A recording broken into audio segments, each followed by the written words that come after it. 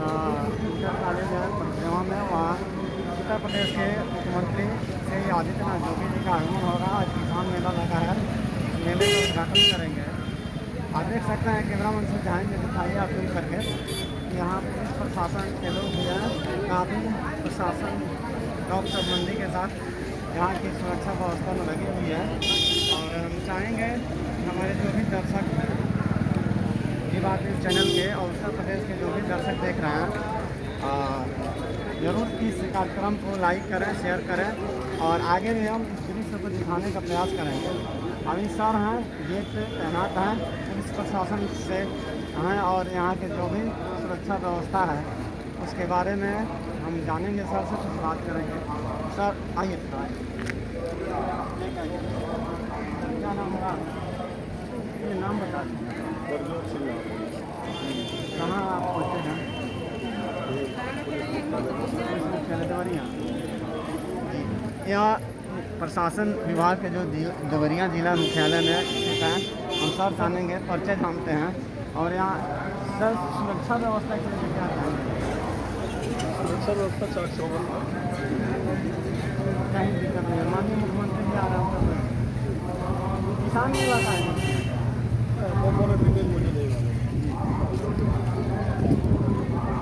हम आगे अंदर भी चलेंगे और मेन गेट का दृश्य दिखाते हैं। अभी माननीय मुख्यमंत्री जी पहुंचे नहीं हैं। अगला कार्यक्रम आपको हम दिखाने का प्रयास करेंगे और लोगों से भी बात करेंगे कि यहाँ लोग आए हुए हैं तो किस प्रकार का फीलिंग कर रहे हैं और अपने मुख्यमंत्री से मिलने और देखने के लिए कितना उत्सुक है। ये भी कह रहे थे एक कॉलेज के बारे में, वहाँ पे कुछ साइंस ब्लॉक के बारे में प्रस्ताव आप दीजिए, हम जरूर उसको करेंगे। यहाँ पे पिछली बार आपने कुछ डिग्री कॉलेज की मांग की थी, डिग्री कॉलेज मुझे बहुत अच्छा लगा कि आपने समय सीमा के अंदर उसको बना करके तैयार भी कर दिया है। अब जल्दी से उसमें प्रयास होना चाहिए कि पठन पाठन का माहौल हो, नई शिक्षा नीति के तहत वहां पर कार्यक्रम आगे बढ़े और राष्ट्रीय शिक्षा नीति को लागू करते हुए देवरिया जनपद के और पथरदेवा क्षेत्र के नौजवानों को उच्च शिक्षा की उत्तम व्यवस्था का केंद्र वहां पर विकसित हो सके, इस दिशा में हम सबको प्रयास करना होगा। भाइयों बहनों, बहुत कुछ है करने के लिए और हम लोगों ने पहले भी कहा है कि देवरिया और कुशीनगर की धरती तो सोना बनने का काम कर सकती है। यहां पर हमें उस प्रकार की सुविधा के लिए अपने आप को तैयार करना होगा। खाद्यान्न, दुनिया में खाद्यान्न का संकट आने वाला है। हमारे किसान को भारत एक भारत श्रेष्ठ भारत की परिकल्पना को साकार किया है। यही तो विरासत के प्रति सम्मान का भाव है। आजादी के अमृत महोत्सव वर्ष में इससे बड़ा कार्य क्या हो सकता है कि गरीब घर में पैदा हुए रामचंद्र विद्यार्थी जैसे स्वतंत्रता संग्राम सेनानियों का स्मरण यह देश कर रहा है, यह प्रदेश कर रहा है, उनका स्मारक देवरिया में भव्य रूप से बनकर के तैयार हुआ है। इससे बड़ी श्रद्धांजलि क्या हो सकती है कि हम आजादी के अमृत महोत्सव वर्ष में देश के लिए अपने आप को समर्पित करने वाले इन क्रांतिकारियों को, इन स्वतंत्रता संग्राम सेनानियों का पुण्य स्मरण कर सके, उन्हें अपनी विनम्र श्रद्धांजलि अर्पित कर सके। और आज का यह पुण्य अवसर हम सब के लिए है जब पथरदेवा में आकर के हम लोगों ने इन कार्यक्रमों के साथ जुड़ा है, जोड़ करके इन कार्यक्रमों को आगे बढ़ाते हैं और उन कार्यक्रमों को एक साथ आगे बढ़ा करके हम लोग अपने नौजवान के सामने देश और दुनिया के लिए अनेक अवसर प्रदान कर सकते हैं। स्किल डेवलपमेंट उसमें एक क्षेत्र हो सकता है। खाद्यान्न उत्पादन में अच्छी तकनीक के माध्यम से आगे बढ़ाने का कार्य हो सकता है।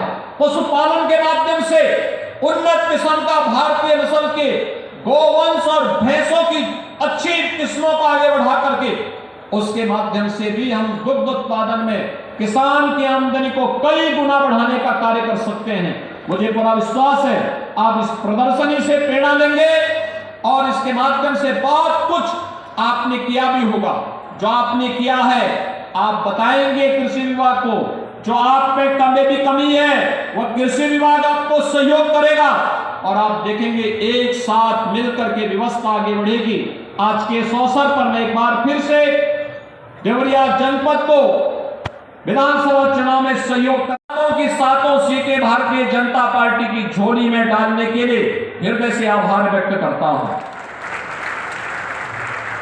मैं 477 सभी परियोजनाओं के लिए श्री सूर्य प्रताप शाही जी, यहाँ के माननीय सांसदगण, यहाँ के माननीय विधायकगण, यहाँ के सभी माननीय विधान परिषद के सदस्यों को, सभी जनप्रतिनिधियों को हृदय से बधाई देता हूं, जनपद वासियों का अभिनंदन करता हूं। ये दीपावली का एक लघु उपहार है, अभी इससे बड़े उपहार देने के लिए हम लोग बाद में आने वाले हैं। अभी आज चूंकि शाही जी की पुण्यतिथि थी, इसलिए हम लोगों ने कहा कि जल्दी जल्दी में कार्यक्रम में पहले भागीदार बनकर के इन कार्यक्रमों का एक बार हो जाएगा।